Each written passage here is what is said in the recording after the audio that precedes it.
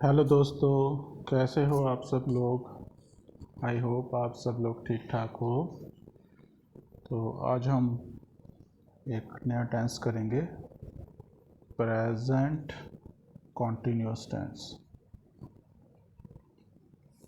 Present continuous tense बहुत ही interesting tense है ये, एंड सबसे आसान टेंस है। सबसे पहले हम ये देखेंगे ये बनता कैसे है। ये इज़ एम आर के साथ हम ing फॉर्म लगा के ये टेंस बनाते हैं। अब हम इसके यूसेजेस करेंगे, ठीक है। देखिए इसका फर्स्ट यूसेज क्या होता है।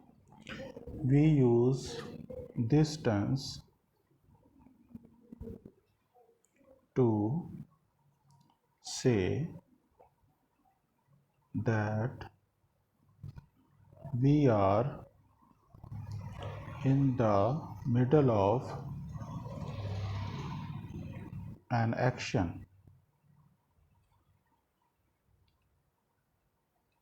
which is not finished yet। मतलब हम इस टेंस का यूज़ करते हैं कि हम किसी एक्शन के बिल्कुल मिडल में है, उसको हमने ख़त्म नहीं किया, वो अभी चल रहा है काम। ओके, तो फॉर एग्ज़ाम्पल इसके बहुत सारे एग्ज़ाम्पल है। जैसे आप ये भी एक एग्ज़ाम्पल ही है, I am making a video on present continuous tense right now. क्योंकि जिस समय मैं बोल रहा हूँ तभी ये एक्शन चल रहा है, ये ख़त्म नहीं हुआ। तो इस तरह की एक्टिविटीज़ को बताने के लिए एक तो इसलिए ये यूज़ होता है, और इसका सेकंड यूज़ क्या है। इसका सेकंड यूज़ है we also use this tense to talk about activities that we have started। जो एक्टिविटीज़ हमने शुरू तो कर दी है लेकिन वो अभी ख़त्म नहीं हुई, but we have not finished them yet. अभी हमने वो एक्टिविटी स्टार्ट तो कर दी है लेकिन उनको अभी हमने ख़त्म नहीं किया। सो यू कैन से, इसका मतलब ये नहीं होता कि उस जब हम ये बोल रहे हैं तब वो एक्टिविटी हम कर रहे होते हैं, ठीक है। इसका मतलब also we are not doing them at the moment of speaking. मतलब जिस समय मैं बोल रहा हूँ तो ज़रूरी नहीं है मैं तभी एक्टिविटी कर रहा हूँ, लेकिन वो कुछ इस तरह की एक्टिविटीज़ होती हैं जिसमें टाइम लगता है, लंबी एक्टिविटीज़ होती हैं और वो हमने स्टार्ट कर दी होती हैं लेकिन उनको फिनिश नहीं किया होता अभी तक। इसके कुछ एग्जांपल्स ले लेते हैं। जैसे you can say I am reading a novel presently. ये आजकल मैं एक नावल पढ़ रहा हूँ। It has 400 pages. भी उसके 400 पेजेस हैं। तो इसका मतलब जब आप ये बोला, जब आपने ये सेंटेंस बोला तब थोड़ी आप पढ़ रहे हो। आप हो सकता है कि आप किसी से बात कर रहे हो स्ट्रीट में, किसी को ये बोल रहे हो कि I am reading A novel presently it has 400 pages. मतलब आपने शुरू कर दिया उसको पढ़ना लेकिन ख़त्म नहीं हुआ, क्योंकि ये एक्टिविटीज़ लंबी होती हैं बहुत ज़्यादा। ऐसे आप कोई डॉक्टर MBBS कर रहा है तो वो बोलता है आई एम डूइंग MBBS, ठीक है। अगर कोई इंजीनियर है, वो कोई कुछ काम कर रहा है, मान लीजिए पुल बना रहा है, तो वो बोलेगा we are making bridges presently we are very busy.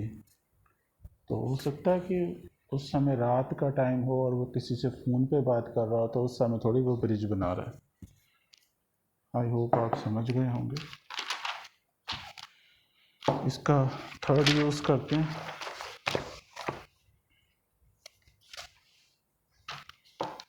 Third use है इसका,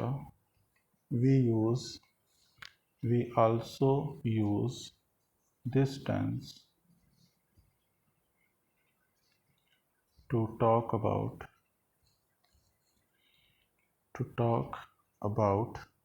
changes happening around us now। तो कई बार हम अपने आसपास कुछ चेंजेस देखते हैं कि कुछ बदलाव हो रहे हैं, हम नोटिस करते हैं।